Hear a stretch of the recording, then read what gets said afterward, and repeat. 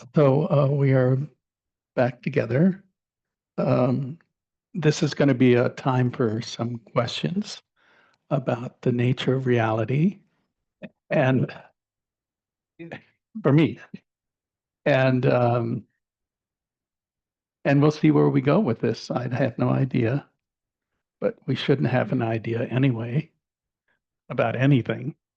And this is a good place to start. So if you have questions or you have, also we take answers, forget the question. But If they give us the answers first, that's right. It's our Then job to come up with a question. there you go. Uh, You mentioned sincerely. Could you talk about what that means?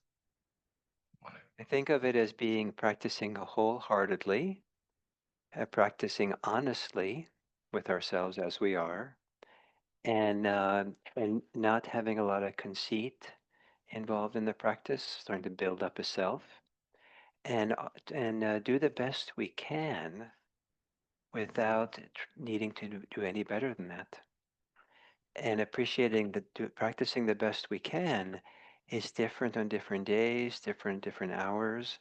And we don't have a really, we want to really be attuned to ourselves, that we know that the best we can give varies over time.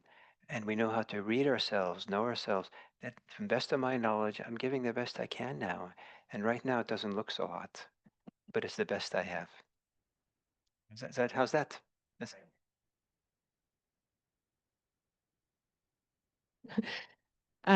Yeah, so thinking about you two sitting up here who have been cultivating Sangha for like decades, I'm so curious how you like what you've seen as the most beneficial to continue to invite folks into your centers.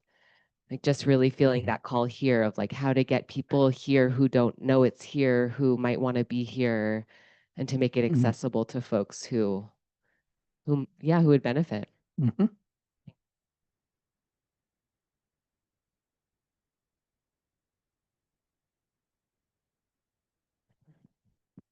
I don't know if I have an answer, because we put it out there, whether it's a flyer or whatever. We don't really go into the community much, and it's more the community um, has to find us, and I always felt that was true in India, because I spent probably a dozen years in India and Nepal going to retreats, and it was by word of mouth. you know no one knew. There wasn't any advertising, but there were people who were searching, and they just needed to make the connection. So in some ways I see this as a very organic process of uh, not reaching out, but being available. Maybe is the different ideas, being available for people. That has been that's worked. Here we are, and it seems to have worked fine. One of the things I can say that's I think always been a little disconcerting to me is that I'm of a certain age that has many older practitioners that have come into it. And so I'm still curious and how do we bring young people in? But I came to Dharma when I was probably 19 or 20. So I think it was my karma, obviously, and I don't know what that means. But it means I was a seeker. And so I think if we're available, that the seeking will find its place. And I think in this community, there's Gil and I were in town yesterday, and there was a lot of young people. And I don't know how to do that. I don't know if Gil has any great ideas. So I would have answered this very much like how John said, that we also specialize in not publicizing. That So a lot of people who would maybe benefit don't hear the word because we don't really spread it out in Yeah. advertisements or newspapers or something. And we kind of trust the word of mouth is so that so that people somehow are in the know, they hear about it, they learn about it, so that because if someone comes just walking off, just reading about an ad for it, something, I think we get a whole different mindset that comes and joins us who are not a good fit for us. So there's an upside and downside to both approaches. Hmm. And but that was a choice we made early on, and we kind of still do it. So we don't advertise, but part of your question is when people do come, what do we do at the center that makes them feel welcomed? Mm. And that's also a challenge because so many different kinds of people come. People who love coming to IMC because they can be anonymous and no one asks anything of them, anything. They sit in the back. We have people that come and sat in the back row for 10 years, and then they literally come to me and say, Gil, I want to thank you, and we never met, or I've been coming for 10 years every Sunday. Really? Like I've never met them before because they were all sitting there quietly in the back, and that was right for them. No, we said nowhere else do I feel safe in public and feel held in this kind of very nice way. And other people, maybe people who are more extroverted, they really need to feel connected to people right away. Some people are outgoing and extroverted. Everyone knows they've come for the first time, and they just and they just make themselves part of the community, and they just have a way of making it themselves. But if you don't have that kind of initiative, sometimes people think we're unfriendly because no one's going up to them and saying hi. We're kind of an overall kind of introverted group. And, but if you stay, then we see that people are all friendly and kind. But what we can do to be more welcoming, or young, I don't know what to say, but I'm not too worried about it exactly because slowly over the years, our demographic has changed. And it's all changing in the right direction. And without having done anything dramatic or anything noticeable, like we're suddenly going to do something that we're going to invite the new group of people or something. But I think it's just generally a friendly, open place. And somehow the transformation of who we are has just slowly happened over the years. So that's not doesn't really answer your question. No, there's a side also that people suffer, and particularly, as teenagers and the rest of it. And in a way, then they start seeking. And we're here because people are seeking, and we provide a space for people that seek. And I'm sorry to say that, one of the great teachers is suffering. And that when people get a little bit of that or enough of that, that then they seek. And once they seek, then, they'll find us. That's the way I look at it. This also doesn't answer the question, but I find it interesting that No. we're like politicians. That that in terms of age, that as society goes through its cycles, different ages, the people of different ages gets interested in spirituality, and it looks like it's something like this: that there's a cycles of counterculture that happen. And that's when a lot of young people come in. But when society is much more of a steady state and no counterculture, no big upheaval or something, then it tends to be people who are in established, have figured out their work, figured out their basic family thing maybe or something. So maybe the average age is around 40 or between 40 and 45 is when they come into the Dharma. So when John and I were young, everyone was young because it was the counterculture, big time. And some like a lot of you are part of that. And and uh, and right and I keep hoping for a counterculture, but then I think technology keeps interfering. because that becomes the next great thing. That's the next gold rush, the next thing. And so the people, young people coming up, they get swept up into the next technology wave, and then, or business wave or something. And now people are anxious about work and everything, and that sweeps them up into that. And so, we're not seeing we're way overdue, I think, for a counterculture. I think on the average, it's supposed to be every 40 years. And now we've been 60 years since the last good one. At least the one that we recognize. Well, we came out of. The, make America hippies again. Yes. Well, also I have to thank Owsley for his LSD that changed my life. I know you did, but that was my my door to curiosity. Well, Yeah. people are doing LSD again, but I don't see the counterculture coming I in. don't see them. I don't see the same thing. Yes, please. Well, Okay, here's the mic. Or is there somewhere? I was gonna, there's somebody Oh, online. okay, yes, please. So Thomas, go ahead. You can ask your question. Think a fundamental question that every meditation group is facing right now is ongoing funding. I'm a member of the Sacramento Dharma Center, which hosts 3 meditation groups. We've purchased the building, and it's a lovely center in Sacramento. But I think, as Mountain Stream is understanding and other Dharma centers, is ongoing funding. And, there's always in any group a small core that do all the work and do a majority of the funding. But how do we reach out for greater funding? What do you mean by greater funding?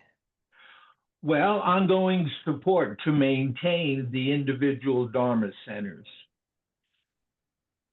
That's a question for all of us to kind of sort through. Mhm. And one of the ways is to have a fundraiser.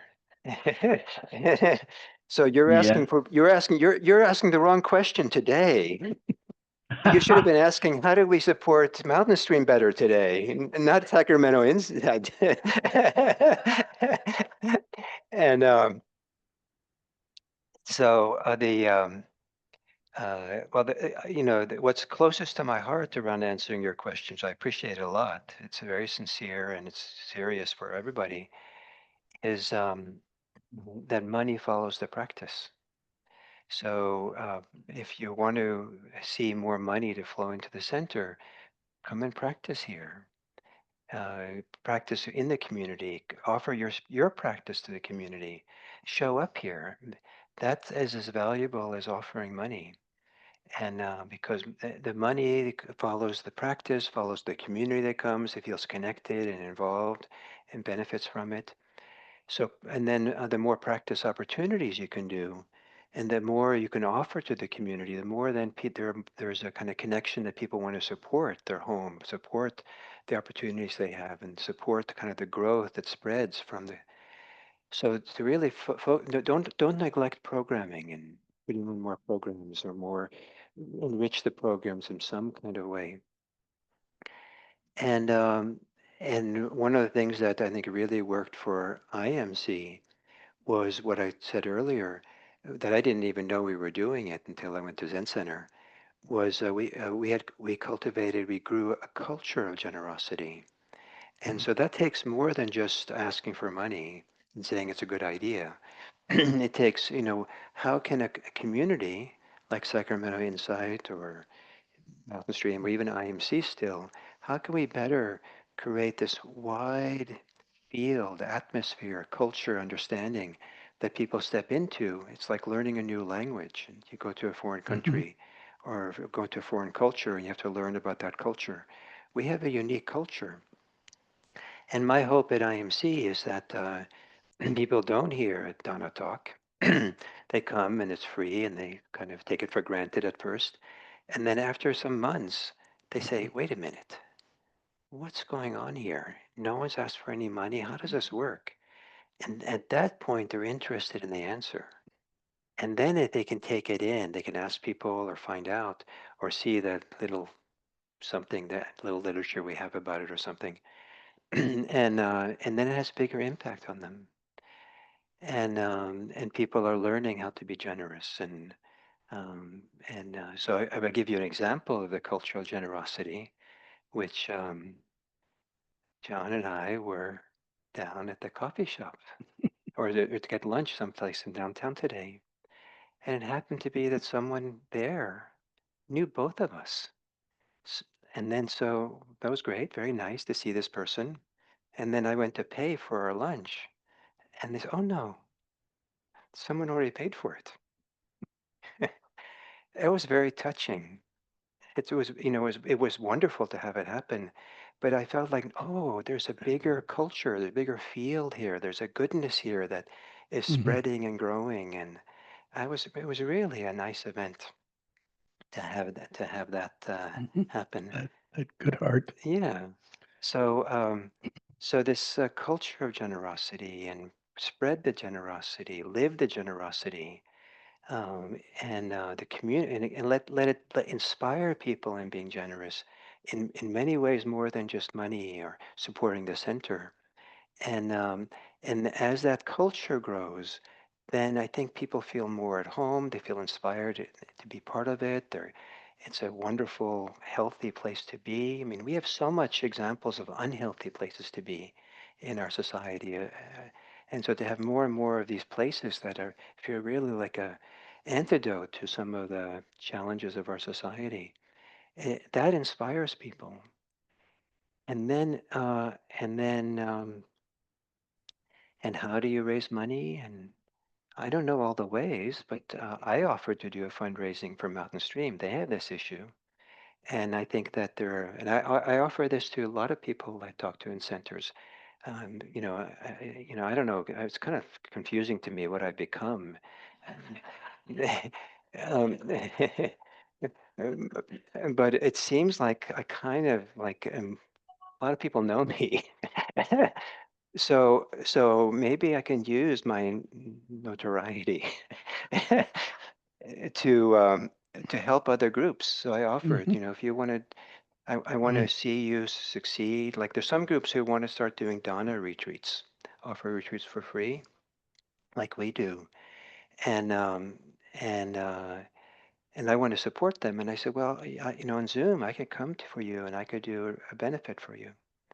And it was in that spirit of Mountain Stream being more successful and finding a way.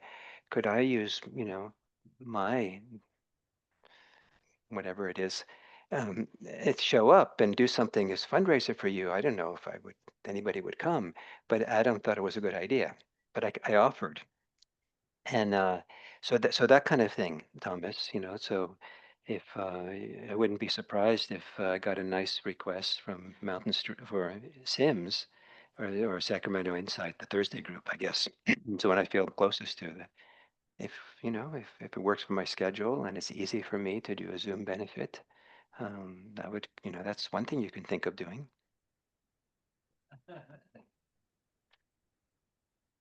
Well, I was thinking about the counteract of fear because a lot of it is that we have our culture, scarcity culture, but not true. It's and so we have to, in a sense, get comfortable with fear, first of all, which is most important. And we become comfortable with fear. Then there's all sorts of practices of generosity that then can be cultivated. But as long as it's just the fear and the contraction, then you'll stay right where you are, you know. But if you can start to loosen the foundation of scarcity and uh, contraction, that you can begin to say, "Oh, I can help," you know, and I actually have a culture that I want to support, and that's where, to me, Mountain Stream has been such a great gift to not just this group here, but to society for the principles, you know, the principles of generosity and uh, openness and kindness and love. Once,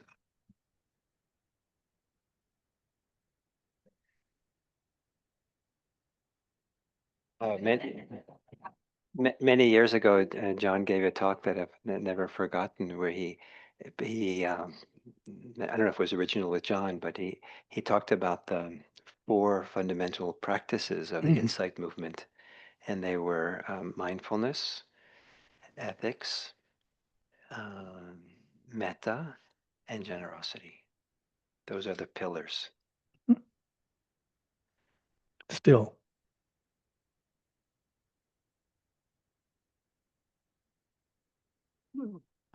Okay, so my question is, I'm fairly new to community. I'm kind of a transplant from Lions Roar in Sacramento.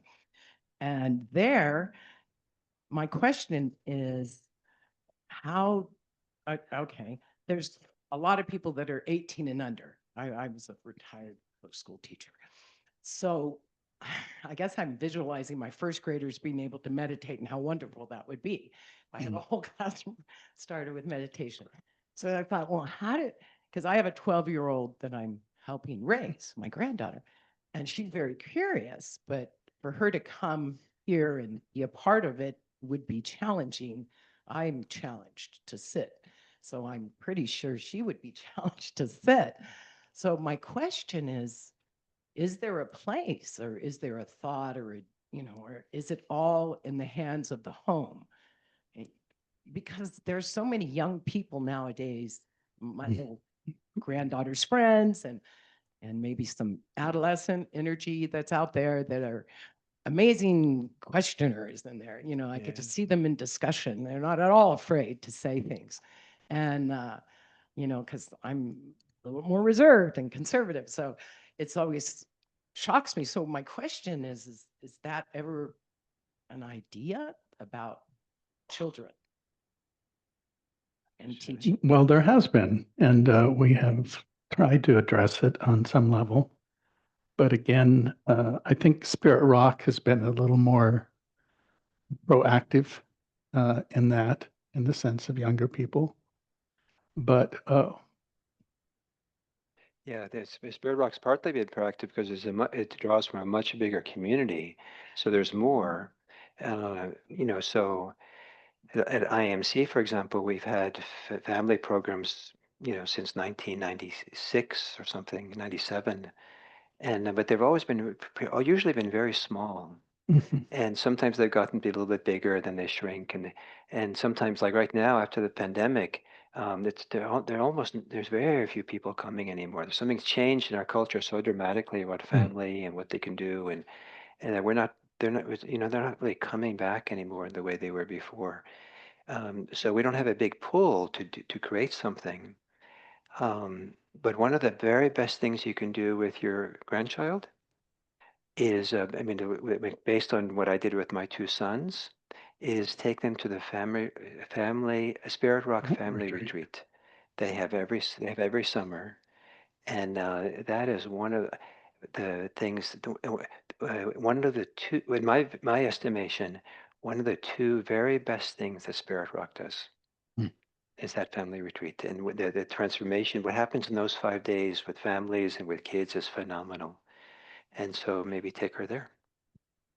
And then the other thing that inspires me to respond to you, that yes, there's a lot of things we can do, but we can have vision, ideas, but some things that we can do as a community only make sense when we become big enough and developed enough.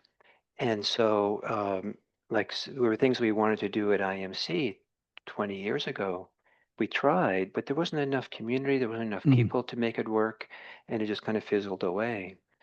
And so for us, for a community like Mountain Stream, to be able to offer programs for all the different phases of life, for all the different circumstances that people want spiritual support for and in part of their life. It actually needs to grow and develop to have the capacity to do it and make sense to do it. So one of the reasons to support something as wonderful as Mountain Stream is so it can grow.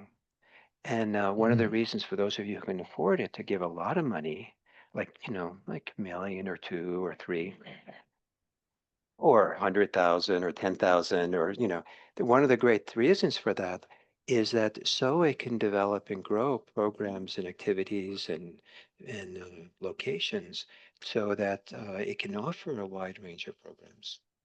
And so I don't know how in next phases of growth from on the stream, but still, my guess is there's a lot of room for within this property here right now.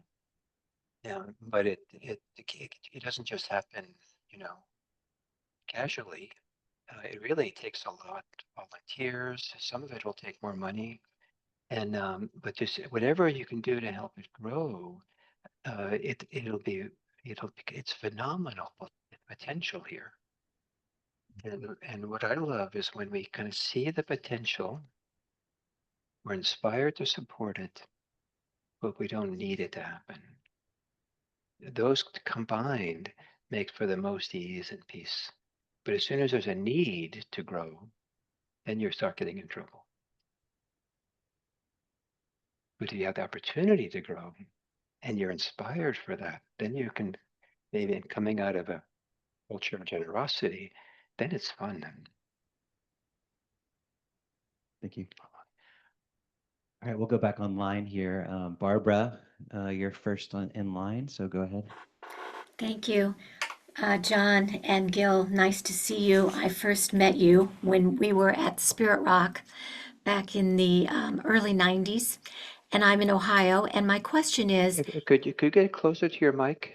yep, my question is, given that you have been practicing for 40, 50 years, I'm curious what you now understand or what has really shifted for you after so many decades of practice. What do you understand now that you didn't then? What do you know now that you didn't then? What are you like, oh my gosh, how is it that I didn't see that this is what was being described 50 years ago? And suddenly it's like, I get it. So share with us a little bit of what 50 years of practice has done for deepening you. Love. It did that. I think love is, it's in some ways is the underpinnings of, yes, as you practice for years and years, there's a sense of ease and fearlessness, which means you actually can do things that you couldn't do before because you were afraid. And so fearlessness is a tremendous piece in this process, So that's one thing I would say. You got to. Yeah. I mean, one of the things that has happened in over 50 years is seems like every year I'm understanding better what happened at the beginning. While I was busy practicing, something else was developing, growing. So, and understanding what happened back then, and what I did, and how it developed, how I grew, how I changed over these years. I didn't always know how it was happening during. And one of the first thing that occurs to me to your question is I have a wonderful, happy, unshakable understanding that nothing is worth clinging to. There's nothing worth clinging, and that was a hard won lesson. Thank you. Just to really see that, and that was just, I know I was also supported by society to cling in all kinds of ways. And so to be able to not take in the strong expectation that in one form or the other, they didn't use that word, cling better, Gil, but But underneath what they were asking me to do was to be angry or, you know, in a way that involved clinging. So, so this idea, nothing's worth clinging to, feels so much more ready to die. Yes. I mean, I'm not planning to, I don't want to die, but dying doesn't seem like a frightening prospect. It just seems like another wonderful opportunity not to cling.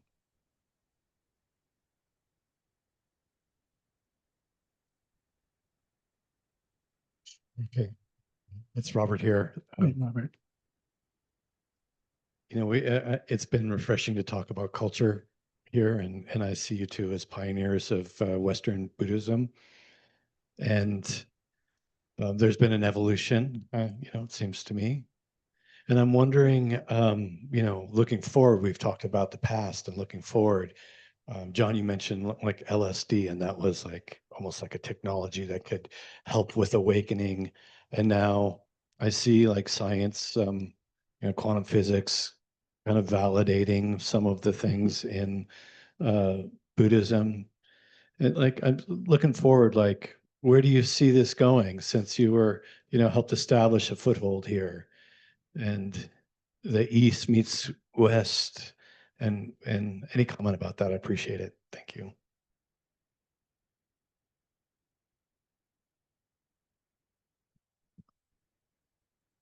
I think we'll just grow up. We're still growing up we're probably still adolescents, the Buddhist groups in this country. We're in the process of it, but we're clearly in the process of growing up and filling out and understanding how this applies in the fullness of our life and personal lives and interpersonal lives. And we still have a lot to learn and a lot to understand. And I think it will naturally occur because as the practice grows in us, we'll learn how to apply it to the rest of our lives. Thank you. Well, I was going to just say I've spent what 9 years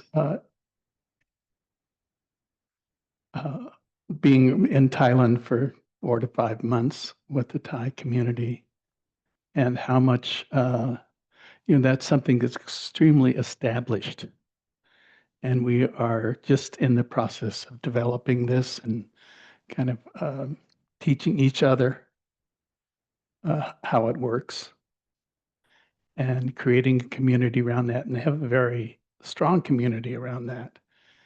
And I see that we're in the process of doing that. We're in the process of now establishing a practice culture. And again, the word practice, but anyway, it's as close as I'm going to get, you know. Cultivation is probably a better word. A cultivation that is actually more than who we are. And so it will, I don't see this going away because it's like in the Asian culture, they found it to be the most practical way to live. And I think that the Dharma is the most practical way to live and create the least harm, and also has this capacity to, you know, because it's really the dissolving of judgmentalness, that suddenly it is inclusive. It includes more people, and that's going to happen more and more as this cultivation grows. I'm excited, even though I may not live that much longer. I hope I do, but you know, I may not. Um, I know this is what will happen. You know, I'm convinced.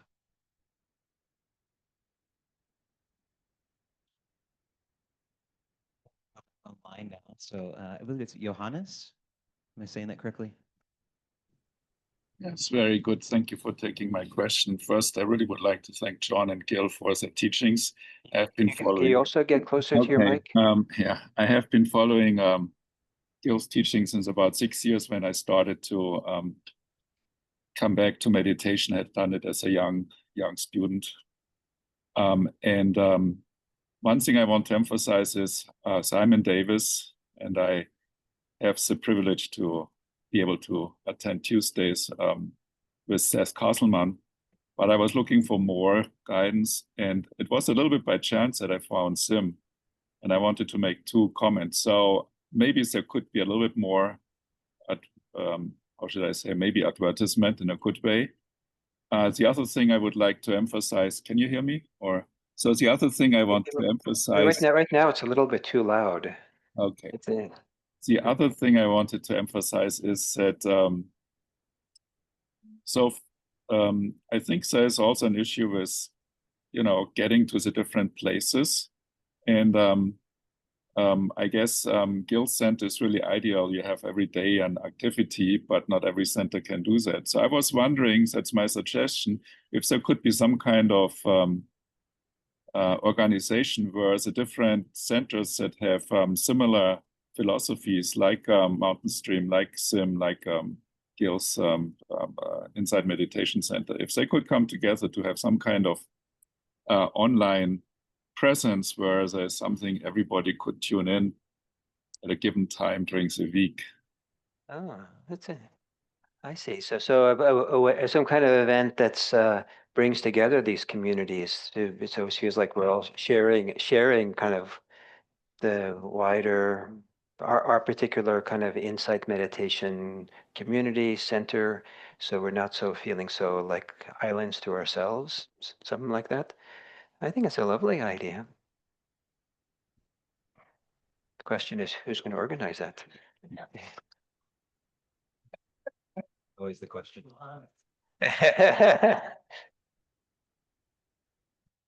Go back in the room now. Hello, my name is Aaron, and I'm very grateful for your teachings and your presence today. Thank you. My question revolves around consistency of practice, and I was wondering if you guys might be able to share a time over the decades, and maybe look back into a time where you struggled with your consistency, just in sitting consistently, and what allowed you to kind of build back the habit. If you could, comment on that a little bit. Thank you. So we're going to keep the mic. I like the question a lot. Where is that question coming from in you? Oh, thank you for that. It's coming from a place of inaction, kind of little shame around, not being as active as I would like to be in terms of consistency. With practice meditation daily or something like Yeah, that. yeah. Uh-huh. And so you're recognizing something about yourself. Let's just assume the shame is extra. We don't have to deal with that now. Yeah, sure. And so you're recognizing something that's important for you, and you're recognizing that ideally you would maybe be more regularly connected. And that's really good to see that. What's healthy about seeing that? It's a seed for, Sorry? it's a seed for being more active. Very good. Yeah. But there's already something good in you that you can see that. What's that good that's already there? Maybe a little self-compassion. Well, I'm feeling something wonderful in you. And so I'm asking these questions until I feel like I've reached it. Underneath that self-compassion, and where does that come from? How did that happen? What's the source of that in you?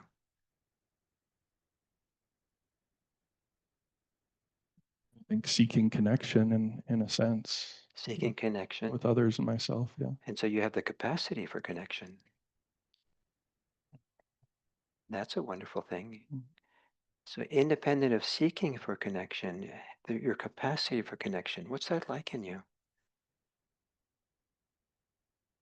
I mean, that circles back to the question that I was asking, because it's rough depending on the day. Yeah. So that's a completely appropriate response, but it also takes it away from what I'm trying to point to in you. Because I do feel there's some kind of, there is a place in you, I feel, that knows what you need, what's right for you. And I was wondering if, and maybe you don't even, maybe you don't see it. But I wonder if you could find a way to see it, to be with it, to trust it. And then what you're looking for, what you're hoping for, will be more of a natural expression of you. You don't have to get input from the teachers like us. So it has lasting value if you can find that place of stability, of dedication, of purpose, of that it's really coming out of you in a very sincere or whole or personal way. And I mean, I keep having a strong feeling I can see it just around the corner for you. And so I don't want to give you an abstract answer like do A, B, and C. Oh, no, it's more just curiosity for what, just with the length of time and that, the undulations of your practice and the growing No, and so just, but all my practices tells me the best thing to do right now is to be a mirror for you. thank you. I hope that's Appreciate it. okay. Yeah, absolutely. So find that place. It's in you. Thank you. Yeah. It's in charge. Well, I really appreciated, can you hear me? Yeah. I really appreciated that question because I think that's something that a lot of us struggle with over a long time of practice. And I think my experience is that once that ending that struggle, that there's the internal struggle between who I'm supposed to be in this world and that other unconstructed experience of being. And when I what's over the recent years, what's made a big difference is to notice that struggle going away. That it's we both have to both parts have learned to coexist with a kind of understanding and compassion. So I just wanted to remark on that. No, I love that. Both sides are coexisting with compassion, and that's a good way forward. Not to have one against the other, but they go hand in hand, and they'll find their way together. Yeah, yeah. It's that I mean, I think that's the essence of, in some ways, of suffering is that we're those two pieces always fighting, for control. Thank you.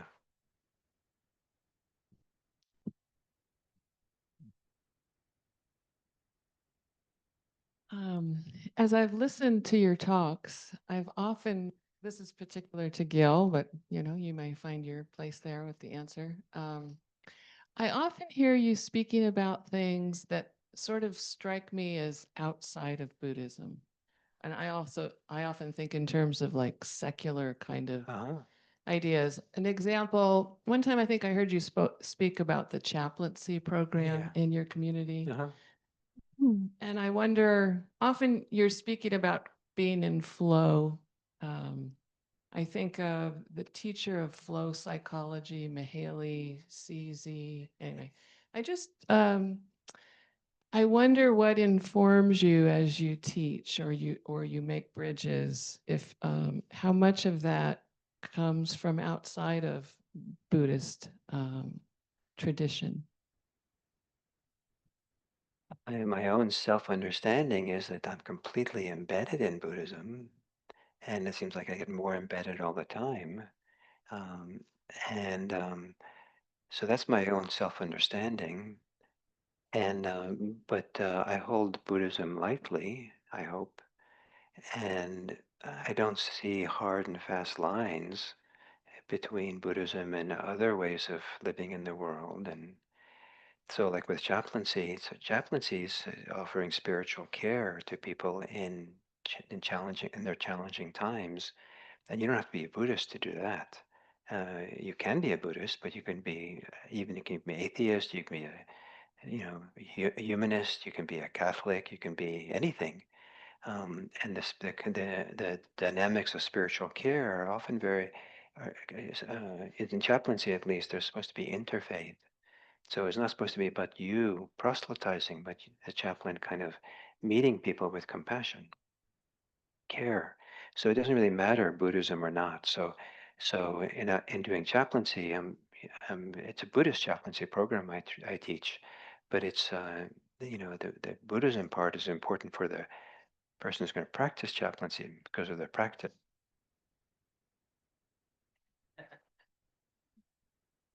Let's see, yeah. It's chaplaincy is not so that, and then there are things like flow. Um, it might sound like some of the psychology, the Czech man who wonderful thinker, maybe because of similar words. But it seems like I get more and more inspired by what I read in the suttas, the deeper I understand them. And what I'm surprised to find is that it's very different than what I was told is in there. And so with this idea of a stream is, that is right in there, so flowing in the stream of change. The Dharma entering the stream is a classic Buddhist idea. Using the stream and the current of a stream as part of a defining characteristic of how we enter into practice. It goes back to the Buddha. So it might overlap with some modern ideas of flow, but it's maybe, I'm also trying to put Buddhism into a modern vernacular so people can understand it here. But my reference point is more and more is not only Buddhism but early Buddhism. Is that the appropriate answer? Yeah. Thank- Thank you.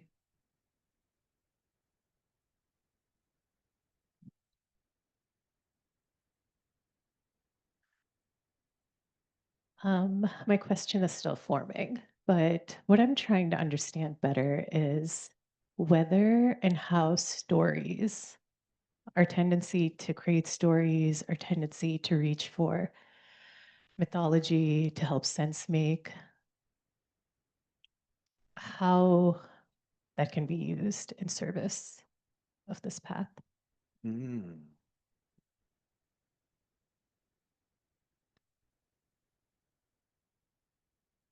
Don't look at me. The storyteller. I think I am, it's true, I am a storyteller. But that's because I've suffered and I've loved life. And I think that one of the pieces here is that we have to come to some kind of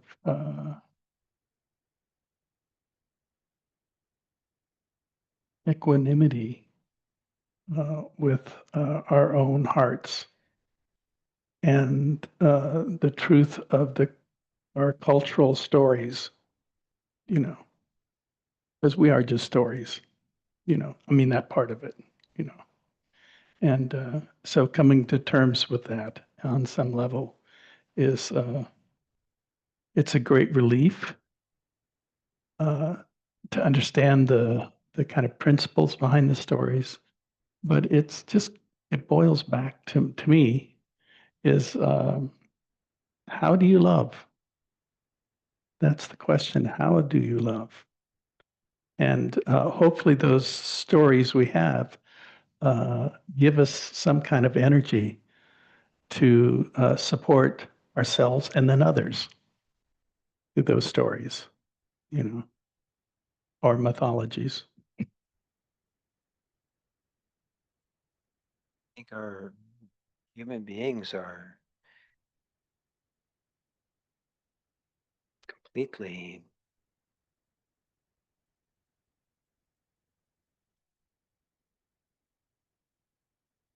interconnected to stories. We have to have stories. We don't understand our life without stories. We lose our life with stories. Stories destroy us, and stories give birth. Stories create culture. Stories are more important in religion than beliefs. Mm. Probably the primary reference point for many people religious life is the story, not the beliefs of the religion. and religions and like ritual and just events and ceremonies and all kinds of things, poetry, theater. They touch parts of our inner life, our emotional life, our subconscious life, the fullness of our life. Very different than reading some really dry. These are the four major teachings of Buddhism. You know, there's suffering. Thank you. There's an end, there's a cause for suffering. There's an end to suffering, and here's what you should do. 1, 2, 3, 4. I mean, that's a good Dharma. Four noble truths, yes, but that doesn't speak to something in the heart, themselves, to this wider life, to the purpose, to meaning, to community, to healing. There's so much. We're amazingly rich ecosystems here.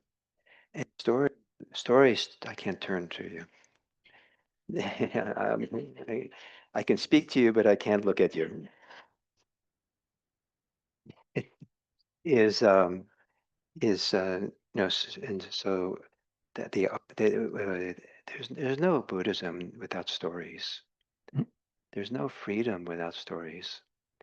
But we have to know how to use the stories to be free, to use the stories to be vehicles of love, use the stories to benefit us. And there are people in our world who use stories for the opposite.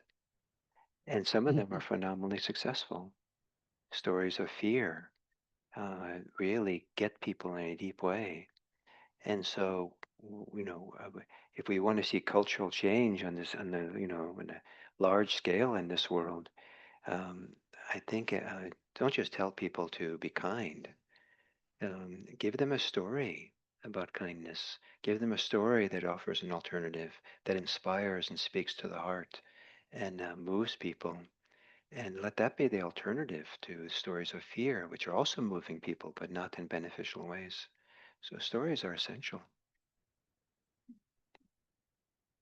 And then part of the reason, I don't know why this is the reason you asked, but there's been a long history in my experience of Buddhism of Buddhist teachers being dismissive of stories because we are such big storytellers, and that's what keeps us lost in our mind. We cause a lot of suffering for ourselves.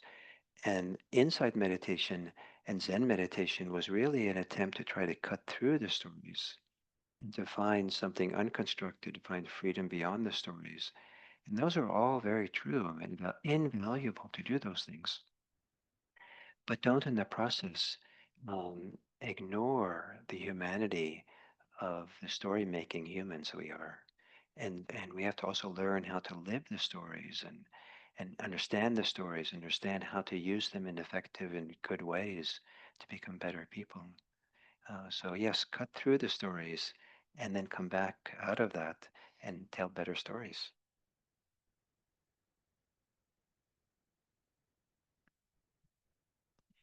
All right, we'll go back online. Julie is back. Can you hear me first of all? Yes. Okay. Let me see if I can say this clearly. So a couple of the last questions have stirred this in me, and that is, seeing both of you throughout your lifetimes, whether you saw your vision to be sitting here as these, most senior of teachers with younger teachers now, being trained behind you.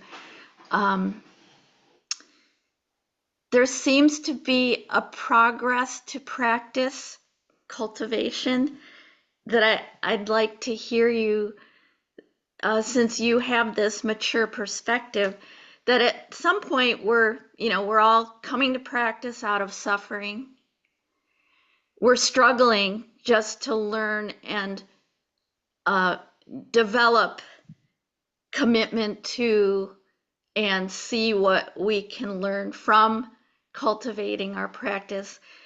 But there's a point along the way where the practice continues. Maui. The practice continues, but the line between practice and life dissolves, I feel like.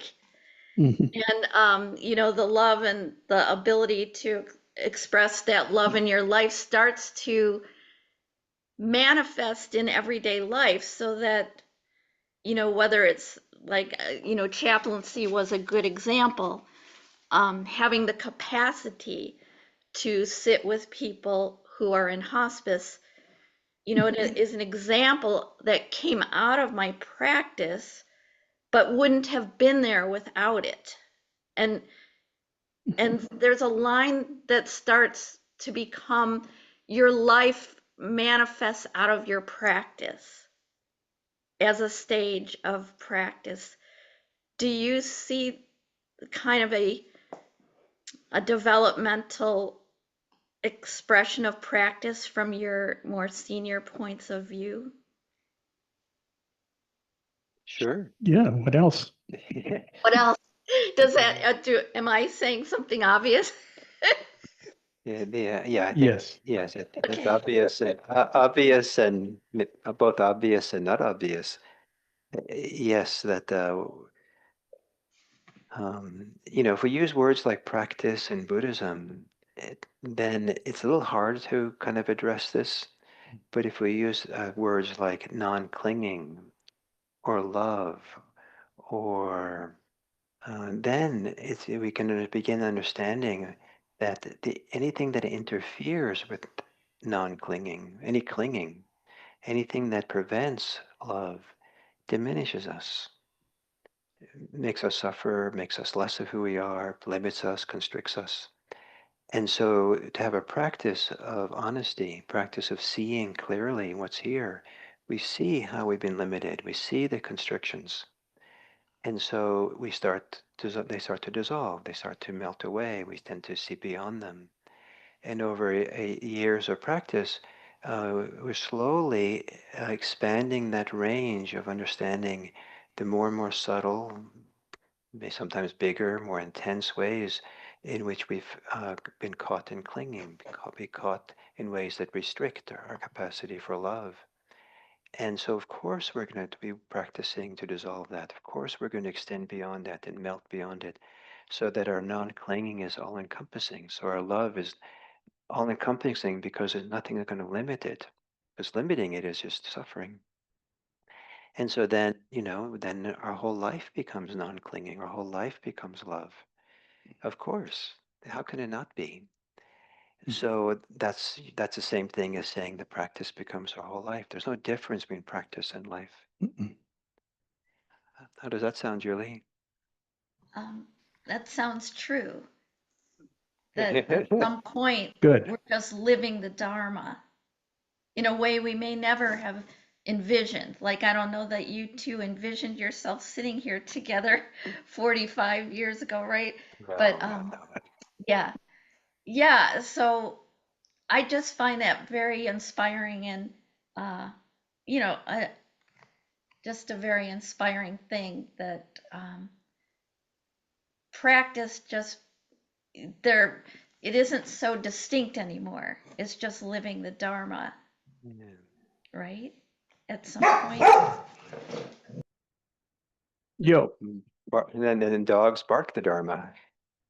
So, I mean, one of the, what it occurs Yes, to me to smell say it. is, what it occurs to me to say is one of the important turning points for me in the Dharma practice was deciding to dedicate my life to the Dharma, but not for my own sake. At some point, I really thought that I really wanted to respond to the suffering of the world. It wasn't a logical thing to do. It just was becoming who I am in the course of practicing. That as I was transformed by practice, as the barriers between me and others that were artificial were breaking down, as I started to sense and feel the world in a bit deeper way, and saw how much suffering is in the world, it wasn't like I had made a decision to respond to the suffering of the world. It was really who I was becoming. I was becoming, it's very unfortunate that I use this term because it's not going to be inspiring. But when I was in the monastery, I ran across, I kind of passed past the path with my Zen teacher, and I just said to him, just spontaneously, and I hadn't planned it or just like came out of my mouth, just inspiring to see him. And he said, I'm becoming a response machine. And what I meant by that was that there was what I was becoming was my whole becoming, who I was, was or was becoming, was something that responds to the suffering of the world. I didn't have to think about it, I didn't have to plan it and all that. So I made a decision to dedicate my life to Buddhism because in my understanding, I didn't know any other place, any other religion or modality that touched the core, deepest places of suffering in the hearts, and I wanted to be able to touch that and respond to that in the world. I didn't think I would be effective. I didn't have any great goals of being exactly a teacher, but I did decide to become a Zen priest. And the image I had of what my future would be one day is that um, I would somehow be in charge, care for a storefront Zendo that maybe was a little bit smaller than this room here, and that my job was to keep it clean and have the key, and I'd open it every morning so people in the neighborhood come meditate, and then I would clean up afterwards and lock up, and that was what I was gonna. That's what the image I had of what I was gonna do, and so that you don't always get what you hope. It would have been so simple. Well, in a way, you Well, did. I was going to say, I never had such high ideals as eliminating suffering for others until I had diminished my own. And then out of that diminishing, I no longer was focused this direction, but that direction. So I could actually see the world and actually see the suffering that was going on. And hopefully I've responded a little bit. I mean, it's like it's such a huge project. And a little bit is better than not at all, and I say that to all of you, that you can eliminate some of it in yourself. These practices are so profound and create such clarity and steadiness and openness that, of course, you would respond. You wouldn't even have to, it would just happen. Or that's what I've seen, even though I have done my bodhisattva vows and all that stuff. What's really matters is that I see clearly. And when I see clearly, I'm responding. And that's all. And so maybe we can transition. Well, there's one more question. One more, yeah, Midge, you can go ahead and. Okay, thank you. Thank you very much, both John and Gil. There's been mention of the chaplaincy program, and my question is about the Anukampa. I think that's it. That's being offered. Could you say something about the spiritual care directed toward oneself? Yeah. Yeah. I never articulated it this way, but so you just Anukampa in general, right? The word. Yes. Yeah, Well, in particular, yeah. I thought for a moment, I thought maybe you were thinking about the Anukampa program that I teach. I But am. yeah. Yeah. Okay, so for those of you who don't know, now Anukampa is a Buddhist word which I translate as care. And some translators, when the word appears in the ancient texts, teachings of the Buddha, it's translated as compassion. And because of that, we assume that the translator is translating karuna. That's the strongest association we have. But anukampa is different than karuna because it's more than responding to suffering, more than wanting to help people have less suffering. It's to care for the happiness and welfare for people. So there are people who don't suffer much, who are having good time, but even those people you can care for. And so there's a profound act of care. And so we use this word care, like for spiritual care, intensive care unit, caring for child care, elder care. it's a powerful word in our culture, and it's well worth kind of considering in a deeper way all the ways in which all the things associated with this, I think, very significant but humble word, care. I care for my car, I care for my washing machine. I mean, it's used so much, but it's a profound thing. So chaplain, the alternative word for chaplaincy is spiritual care, and that in order to be a good chaplain, you have to know how to care for yourself. The suffering that a chaplain is involved in, connected to, is quite immense. And chaplains will see some of the greatest levels of suffering that humans are capable of. And it can be quite difficult for the chaplain to be in these kinds of life and death situations. And so to be able to care for yourself is really paramount. And you're valuable. Each of us is an important person. And we should never dismiss ourselves, our value. The whole idea of not self, no self, is too often is interpreted to mean you're supposed to somehow dismiss yourself, deny yourself. You're supposed to be a nobody. So sit. You are important. And classically, the movement of practice is to inhabit our nobility, become a noble one, and not to become no more selfishness. Those are each important. So caring for ourselves, caring for our potential, caring for our suffering is necessary to be able to care for others. To care for others, and to care for others is necessary in some degree, sooner or later. ourselves. That's one of the magics of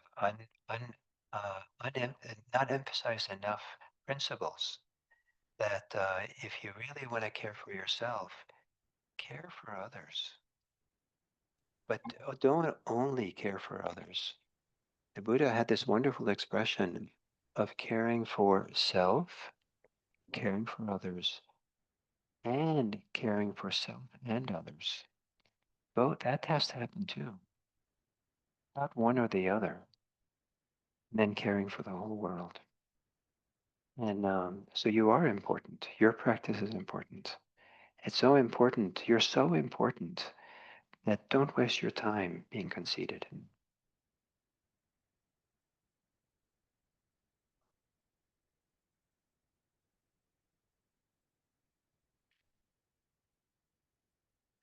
So I think that I'm having some. Okay. Yeah.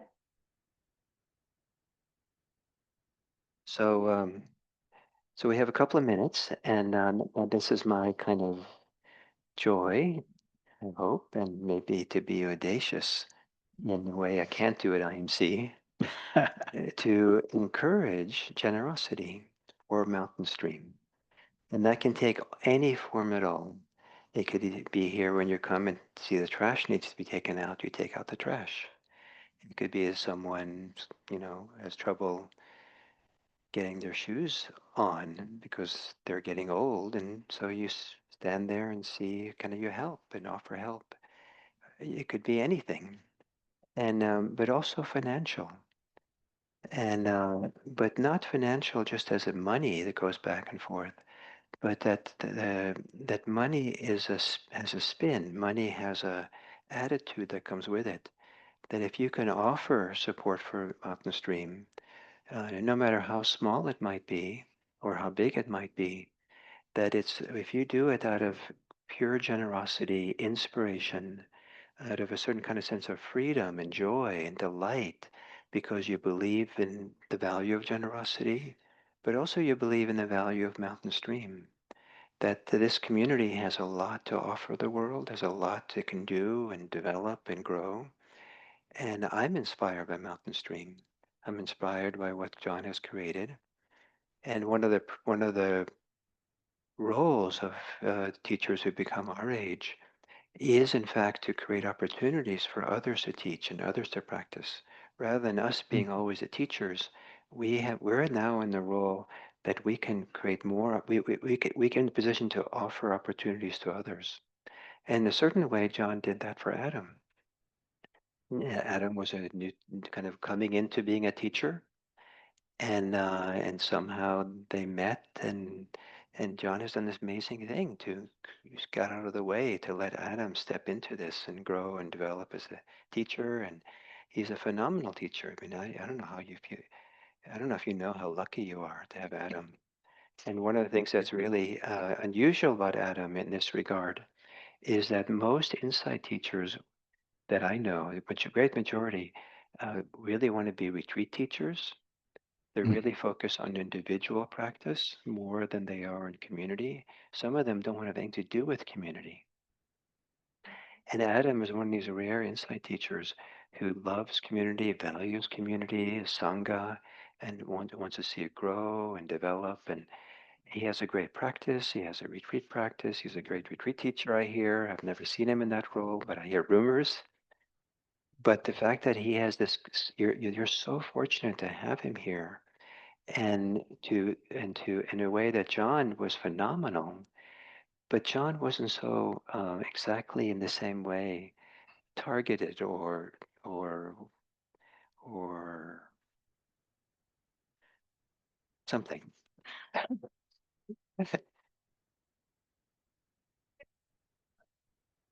In a way that Adam has this can step in and really support this community. So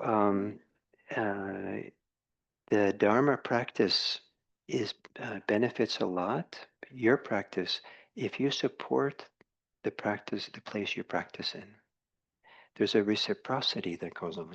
There's a circle, and it has to be kind of that kind of circle, and it's represented in the tradition by monastics who teach, and then the laity will offer them food and support and build monasteries for them. And that reciprocity that goes round and round, where there's a feeling of mutual support, an understanding of mutual support, understanding that one can't exist without the other, is a profound aspect of this practice. And so this reciprocity of you coming to practice and then supporting your practice place. And it's not more than just the teachers, but it's also very important to support the teachers. And I've seen that many people in our insight communities might seem the value of supporting a teacher on a retreat, where it's kind of like a high value, prominent thing. But there's not really much a sense that we want to support the teacher's whole life to make possible for them to live a Dharma life. It's maybe a little bit more obvious when a teacher is rooted in a community like in Mountain Stream. But still here, I think that there's not often the appreciation of how to really support teachers, how to support the whole center, but to do it with no obligation, to do it with no shoulds, to do it because it comes out of the growth of this beautiful inner, um, you know, tree that you're growing when you grow the Dharma. And it makes you a better person. And you give in such a way that in the giving, you don't regret it. You feel like that very giving supports something to grow inside of you. So the reciprocity, the giving and taking, the giving and round and around, the giving and receiving, giving and receiving. Receiving is an act of generosity too. So it's not just giving. So please support Mountain Stream. You would make me very happy. Really. If I learned that this was a successful fundraising event. And I had fun being here with you. I hope it was fun enough. And we didn't get all serious and just be silent. But we came together in community, and I just feel so fortunate to be able to come here and be part of you for these couple of days. So thank you. Thank you, Gil. Let's just take a moment to, first of all, just kind of feel into your body. Where is it right now? What's it feel like?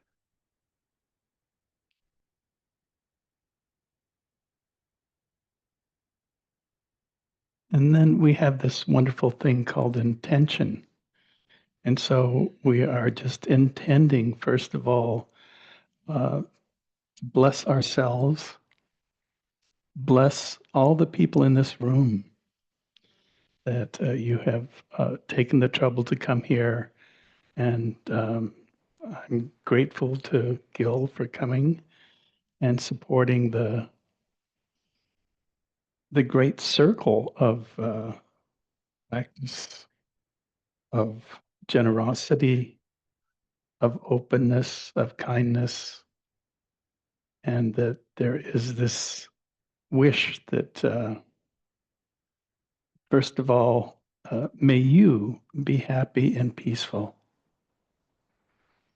And as you become happy and peaceful, you extend that out to beings, whether it's the people in this room or the people in this community. But there are many, I see people from different communities here. And that our encouragement is that that is the circle that you're in is that you support. And in this particular arena, the mountain stream is a wonderful expression of Dharma and a practice and the dedication of people to be fearless and be open and support that brings your mind peace, your heart openness, and your body to a sense of ease.